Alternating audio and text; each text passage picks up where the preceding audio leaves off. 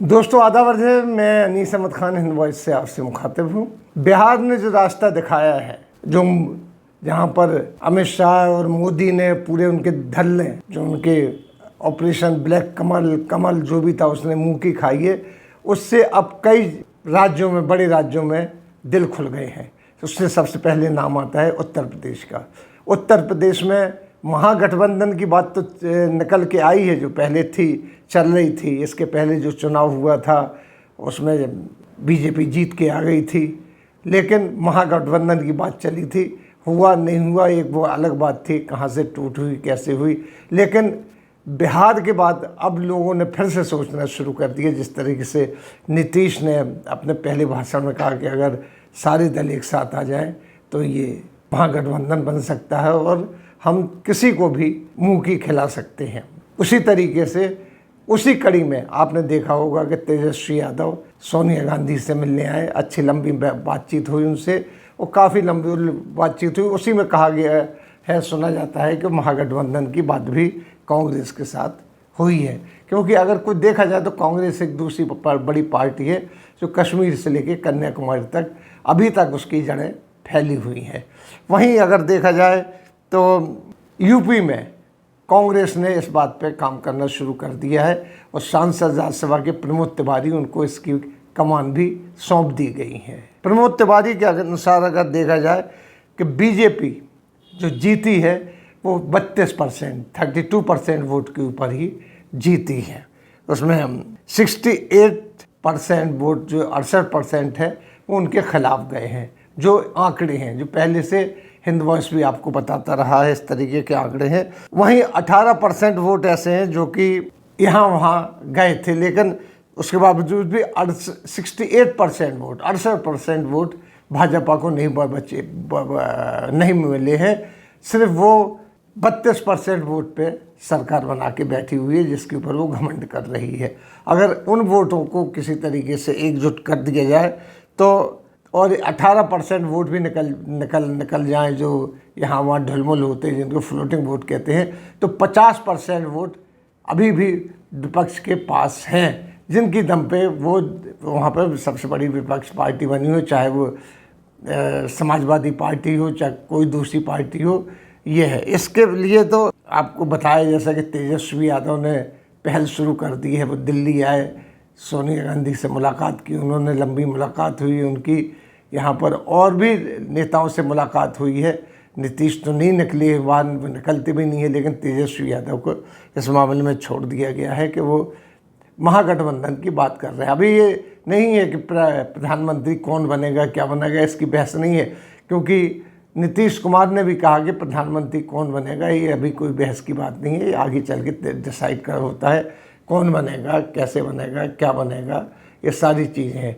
और ये भी सोचा सिर्फ बीजेपी का छोड़ा हुआ है कि प्रधानमंत्री कौन, अगर मोदी नहीं तो कौन। इसके पहले जब मोदी आए थे, उसके पहले भी यही बात होती थी कि कांग्रेस का कोई प्रधानमंत्री नहीं होगा तो कौन होगा। तो अब मोदी आए तो मोदी की बात है कि मोदी नहीं होंगे तो कौन होंगे। बहुत से लाइन में लगे हुए हैं, जो आ जाए प्रधानमंत्री बन जाता है। मनमोहन सिंह आए थे, सफल प्रधानमंत्री रहे, वो 2-3 टर्म रहे और उन्होंने देश को बहुत अच्छी तरीके से चलाया है।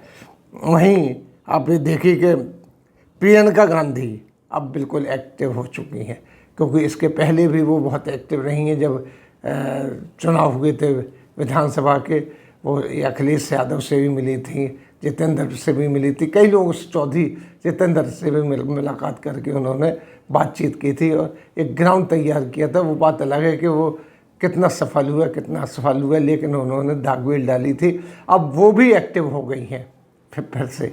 जिस तरीके से आपने देखा होगा कि महंगाई के मामले में बहुत एक्टिव थी, वो बढ़ चढ़ के उन्होंने हिस्सा लिया। उसके पहले भी महिलाओं को एक्टिव करने के लिए, लड़की हैं तो कुछ भी कर सकती हैं, नारा दे के उन्होंने लड़कियों को, महिलाओं को भी एक्टिव किया था।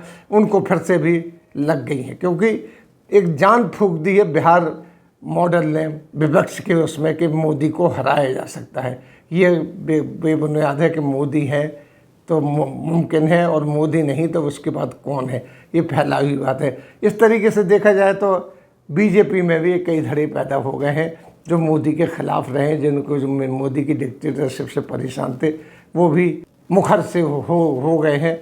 जब क्योंकि मोदी कम, अमित शाह उसमें ज़्यादा डिक्टेटर थे, किसी को निकाल देना, किसी को चुप करा देना, किसी को बिठा देना, अपनी ही चलाना। उस वजह से जो बीजेपी के अंदर का गुस्सा है वो भी फूट रहा है धीरे धीरे, लेकिन उसे कुछ न कुछ चिंगारी चाहिए थी, वो बिहार ने दे दी है। और जो प्रमोद तिवारी ने कहा है कि सिर्फ 32% वोट, ये तो पहले से भी आ रहा है, जिसको गोदी मीडिया दबा देता है कि 32% वोट नहीं है, मोदी थम्पिंग मेजॉरिटी से जीतते हैं। और फिर इसके बाद जो सांप्रदायिक लहर आई है उसका भी असर पड़ता है, क्योंकि 14% से भी ज़्यादा, पहले 14% नहीं, अब से ज़्यादा वोट जो है वो मुसलमानों के हैं, जो कि एकजुट हैं, जो कभी बीजेपी को नहीं पड़े हैं लेकिन यहाँ वहाँ बिखर जाते थे। अब कोशिश ये भी हो रही है कि वो 14% वोट, पूरे जितने मुसलमानों के वोट हैं 19% है, 14% गिनती की बात है, वो एकजुट हो जाए, क्योंकि इस पूरे के पूरे ढांचे में उपराष्ट्रपति बनने से लेके और तमाम चीज़ों में मुसलमानों को एक तरफ कर दिया गया है। अब देखिए बीजेपी के किसी भी पदाधिकारी, कोई भी पदाधिकारी मुसलमान नहीं है, बस एक थे वो नकवी साहब, वो बिल्कुल खुड्डे लगा दिए गए हैं। लालच दी जा रही थी कि ये बनेंगे वो बनेंगे, अब ये कहा जा रहा है कहीं गवर्नर बना दिए जाएंगे, ये चलता रहेगा उनके लिए। लेकिन बीजेपी में मुसलमान कोई पदाधिकारी नहीं है। हाँ, उन्होंने मुस्लिम राष्ट्रीय मंच ज़रूर बना लिया है, जो कि ये यूथ को मोबिलाइज करने के लिए आगे बढ़ रहा है, लेकिन वो भी इतना सफल नहीं हो पा रहा है। तो ये सारे समीकरण मिला के विपक्ष ये सोचता है कि अगर मुसलमान एक वोट है, बंगाल का सबसे बड़ा वोटर है, यूपी में सबसे बड़ा वोटर है, और जगह भी छितराए हुए है, जो कि बीजेपी से खपा है, वो भी इनके साथ आ जाएगा। तो ये कोशिश शुरू हो गई है, और जो प्रमोद तिवारी का आंकड़ा है वो भी कहीं फिट बैठता है कि ये लोग सिर्फ 32% वोट पे जीतते हैं, 68% वोट विपक्ष को जाता है। अगर वो वोट एकजुट हो जाए किसी तरीके से, जिसकी चेष्टा शुरू हो गई, कोशिश शुरू हो गई, और अगर वो एकजुट हो गया तो फिर बीजेपी के लिए मुश्किलें खड़ी कर दी जाएंगी।